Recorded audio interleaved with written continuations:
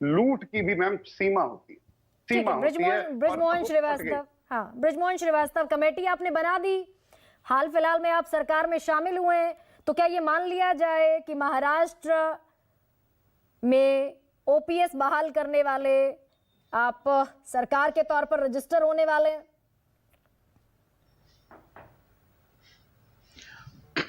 गरिमा जी, देखिए कि सबसे पहले तो मैं इस बात को स्पष्ट कर दूं कि ये जो कमेटी बनाई है, कमेटी इसी बात के लिए बनाई गई है कि हम इस बात को बेहतर तरीके से समझना चाहते हैं।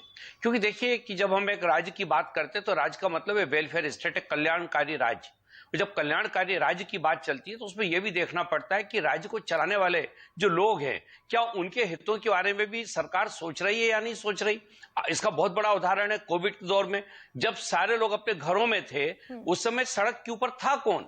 निश्चित रूप से राज्य के कर्मचारी थे, और उन्होंने इस देश को उस समय सुरक्षित रखा।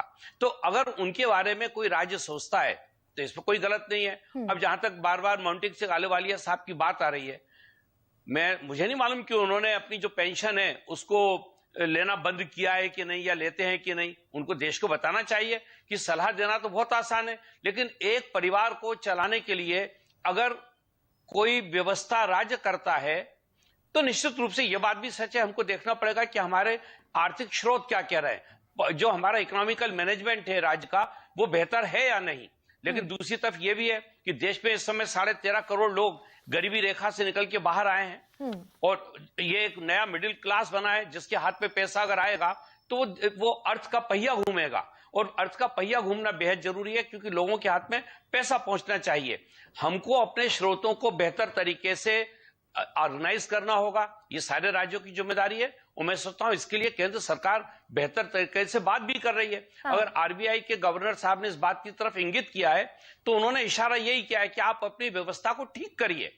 इसका यह तात्पर्य नहीं है कि ऐसा करने से राज्य दिवाले हो जाएंगे। अगर अच्छे जैसे कि कांग्रेस ने आप पर भी दबाव बना दिया, हिमाचल में लागू कर दिया, छत्तीसगढ़ में, राजस्थान में लागू कर दिया, कर्नाटक में लागू कर दिया, तो आप पर एक घोषित दबाव आ गया।